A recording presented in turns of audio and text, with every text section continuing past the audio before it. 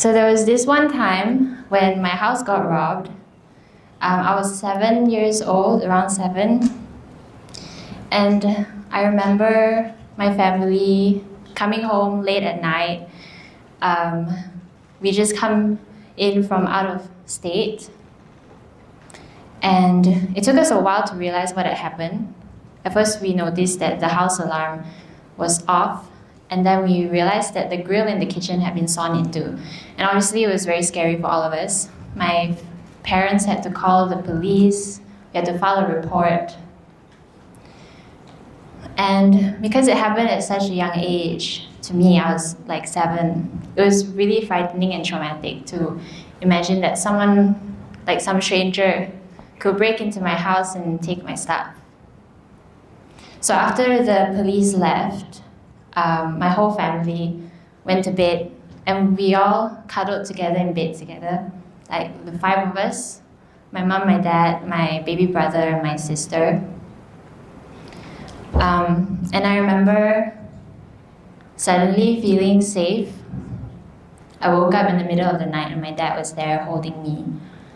And so what was a really scary experience suddenly turned around and I felt safe again. And I remember feeling so thankful that we were all safe. And even though we had lost some items, it was okay because we were all still together, and it could have gone a lot worse. But imagine if I didn't feel that way. Imagine if I continued to dwell on that fear of someone breaking in. I might still hold on to that fear today, and I might still feel unsafe in my home. In the book of Hosea, there's a verse that says, I, meaning God, will make the valley of Achor, meaning the valley of trouble, into a door of hope. I have faith to believe, for all of us, that when we experience times of significant loss or heartbreak or trauma, there's an opportunity, an immense opportunity for positive growth and transformation. In our valleys of trouble, there will always be a door of hope. And it just depends on how we choose to tell our story. Stories are essential to us as human beings. We are drawn towards narratives, not just for entertainment, but because they help us make sense of the world and our lives, especially when we encounter adversity. We like to tell ourselves stories every day, and I'd like to propose that we actually become the stories that we tell ourselves. According to a study published in the Journal of Personality and Social Psychology, the act of constructing and telling stories about one's personal experiences has significant side effects on a person's long-term mental health, affecting their life trajectory, decisions, and interpersonal relationships. And there are 2 types of narratives that people are drawn towards. The first is a redemptive narrative, where people view their lives in a positive light, where they see things positively. So they see their lives as moving from one negative experience to a positive experience. And even the worst experiences that they have are able to be redeemed and transformed for the better. People who believe in redemptive narratives believe in happy endings. And the other type of narrative that people believe are contamination sequences, in which people think that the bad will always overwhelm the good, and that even their most positive experiences may turn out badly for them in the end. And people who are drawn towards contamination sequences believe in sad and disappointing endings. It will come as no surprise then that people who believe in happy endings for themselves, they're actually more likely to create happy endings. In a study published in the same journal, researchers found that members of Alcoholics Anonymous who told stories of their last drink with redemptive themes were more likely to stay sober 4 months after writing those stories compared to their counterparts who didn't use those themes. Stories hold power because we believe and live the stories that we tell ourselves. So the question is, how do we apply redemptive narratives in our own lives? Well, we need to start at a low point in order to make that upward arc, right? And I think it's a good habit to have just in everyday life when we encounter the smallest inconveniences, to practice positive thinking.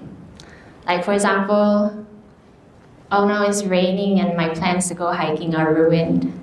Well, you can think about it in a positive way, like, well, now I get to spend time with my dog at home. I get to read that book that I always wanted to read. I can try a new recipe. And this kind of positive thinking is really helpful just on a daily basis in small doses. But I think it's even more powerful when we apply that to our biggest hurts and failures in our lives. Why? Because this makes for more compelling stories. There is nothing more inspiring than to see someone overcome massive odds and succeed. Because the greater the odds, the better the payoff. If you think about it in terms of stories or the movies that we watch, we always want to see our heroes overcome big obstacles to achieve their goals. We never want to see them, achieve their goals very easily. Like, imagine if Frodo, I don't know if you guys have seen Lord of the Rings, you might be a bit young. Anyone?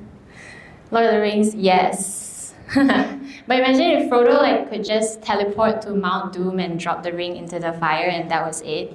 The Lord of the Rings will last 2 minutes max, and it will be a terrible story. No one will want to watch it. We want to see our heroes grow, encounter obstacles, overcome things. We want to see them learn from their mistakes and become better people. And while it's compelling to see these kinds of stories, these kinds of heroes on screen or in a book, it's never fun to encounter trials in our own lives. I mean, I don't enjoy encountering trials because they're not fun. But luckily for us, or unluckily, depending on how you look at it, trials are kind of built into reality. We cannot control the circumstances that we come under, good or bad.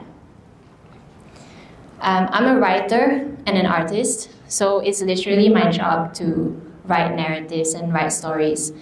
But it's, in that way, I'm not just the one person being affected by the stories that I tell. My readers are also being affected. And that's a responsibility that I don't take lightly. In 2019, I wrote a semi-autobiography based on my experience of failing, of getting into my dream art school in America. It was a goal that I worked towards in secondary school for 3 years. I worked on my portfolio for a very long time and I couldn't get into the school that I wanted. That dream had encapsulated everything that I believed was necessary to become a successful artist. I have this memory from 2016 when I received the rejection email. I was in my aunt's house. It was during Chinese New Year. I had to borrow my cousin's laptop to check my email. And I remember reading that email, the first line that says, "We regret to inform you that we cannot offer you admission into our character animation program of fall 20, whatever." And I was so crushed.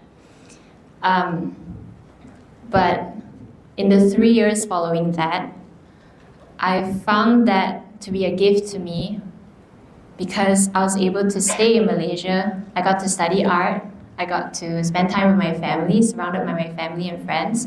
I got to meet wonderful people in school and had amazing teachers.